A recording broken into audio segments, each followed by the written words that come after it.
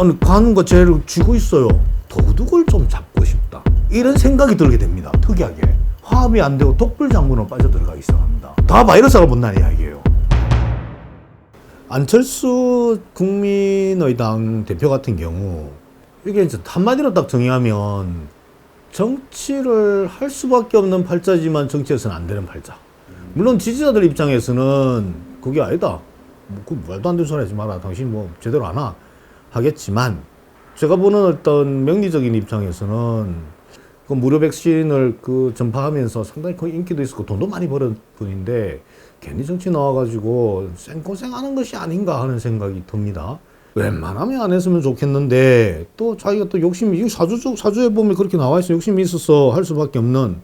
그러고 이분이 이제 가지고 있는 기본 그 글자가 사주 글자가 태어난 데가 1962년 1월 22일 음력입니다. 시간은 진시라고 봅니다. 진시라는 시간이 7시 반에서 9시 반 사이 오전 이때 태어납니다. 사주 명식은 이민, 을미, 경진이라는 사주 명식이 되는데 이민년은 호랑이 띠고 이민월 그러면 호랑이가 또 노는 그건 이민월 그 다음에 을미일 경진시 이렇게 되어 있습니다.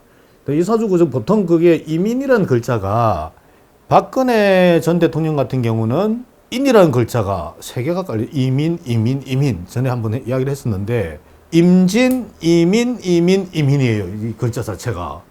그래서 인이라는 글자 자체는 어떤 의미를 갖고 있느냐면 대한민국에서 2가지 의미를 갖고 있어요. 첫 번째가 권력을 상징하고 있어요. 호랑이는 권력을 상징합니다. 이민이라는 글자, 호랑이는 권력을 상징하고 있고 또 인이라는 글자는 대한민국을 호랑이로 봐요. 우리 그림 같은 거 보면 나오지 않습니까? 토끼 모양 그림도 있지만 사실 그 그림이 아니라 호랑이 모양으로 촥 해가지고 중국 대륙을 이렇게 손으로 다 일하고 있는 모습이 대한민국의 전체 지형이에요. 또 이 지형을 또 다르게 표현하는 말도 있습니다. 활선어 출수형이라고 말하는 계통도 있어요. 이게 뭐냐면 살아있는 물고기가 활선어 출수형 물 밖으로 나오는 형태를 갖고 있다.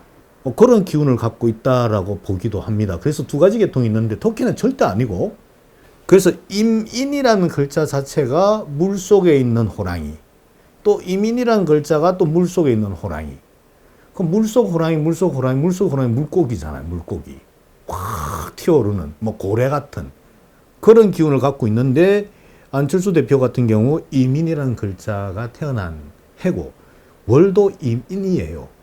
그래서 호랑이들이 막 튀어오르는 모습 또는 물고기들이 바바바박 튀어오르는 모습 이런 모습을 갖고 있어요. 근데 그것을 안철수 대표라는 을미일에 태어났어요.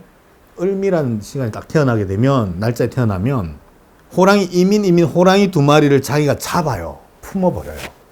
을미라는 글자 미라는 글자 속에 미라는 뭐냐면 호랑이를 잡아 가두는 창고예요. 미는 호랑이를 잡아 가두고 싶은 마음이 딱 들어 있습니다.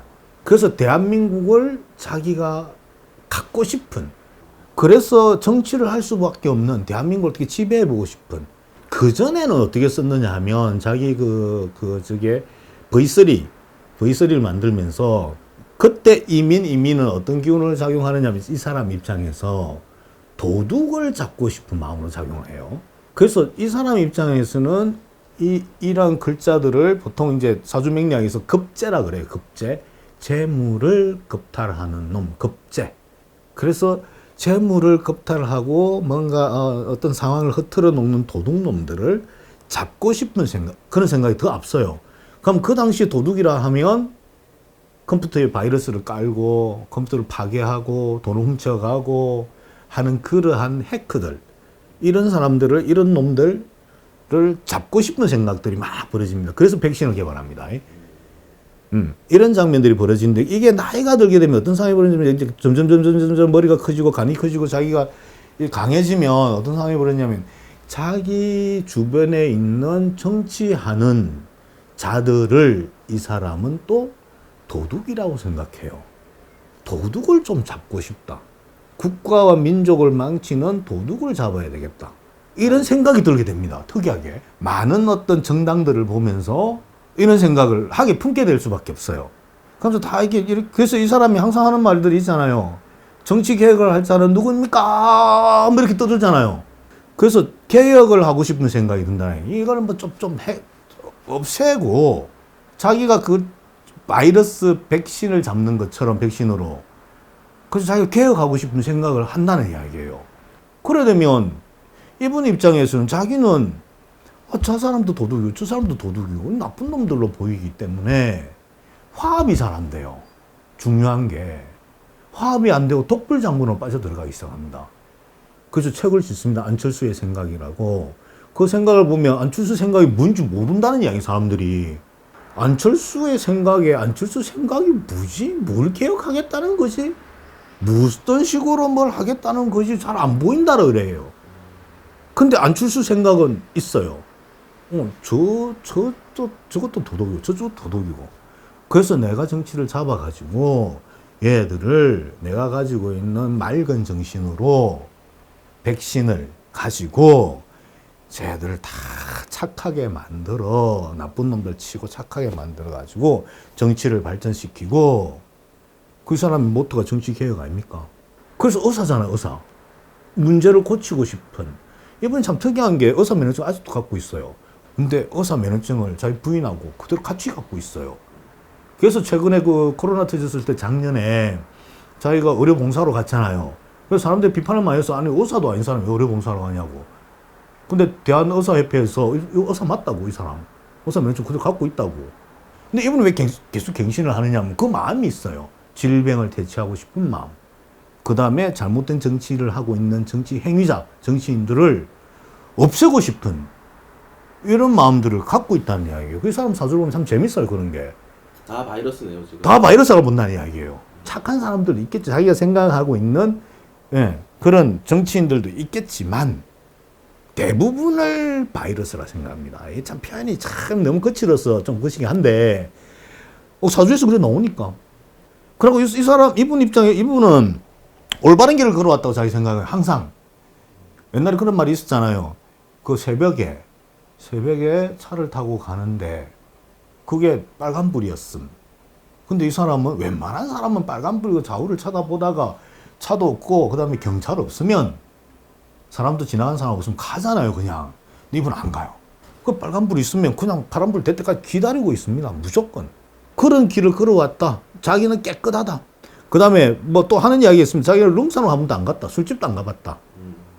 뭐 그런 이야기를 했는데 또 다른 쪽에서는 뭐 한 번은 간 것 같아.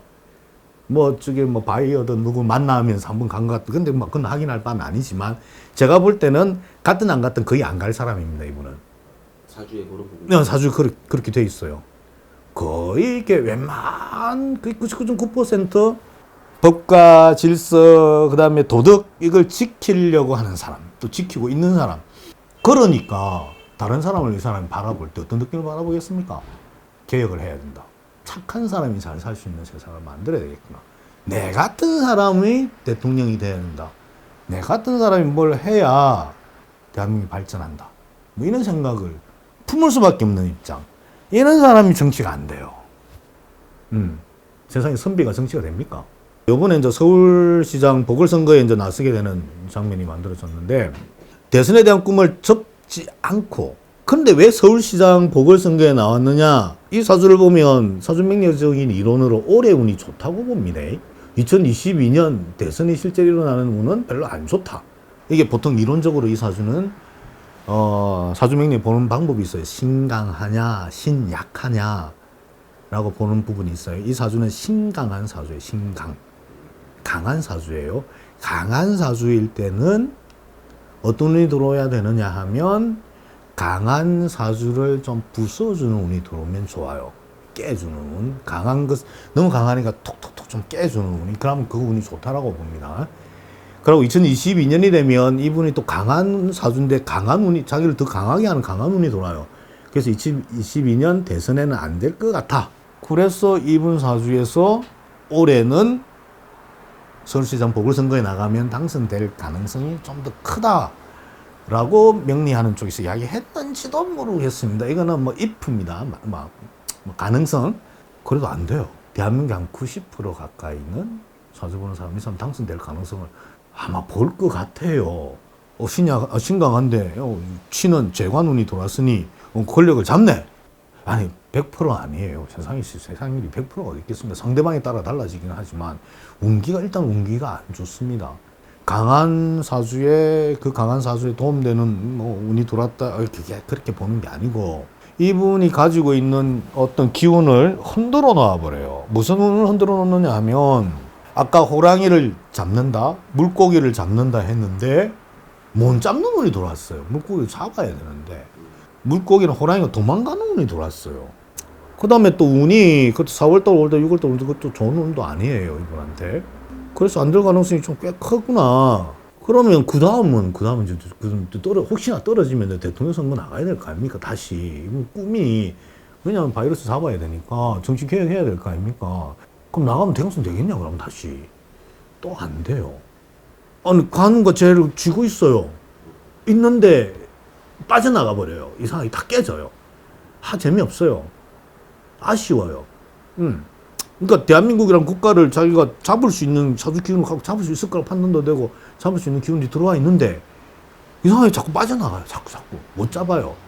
정말 올해 떨어지고 내년 떨어지면 제가 제안을 합니다. 다 그만두고 이디오피아 가셔가지고 한 3년이든 5년이든 막 길게 10년이든 그냥 힘든 그 사람들 좀 안아주고 좀 인기 더 많이 얻어가지고 다음에 한 10년 뒤에 기회가 오면 다시 복귀하는 걸로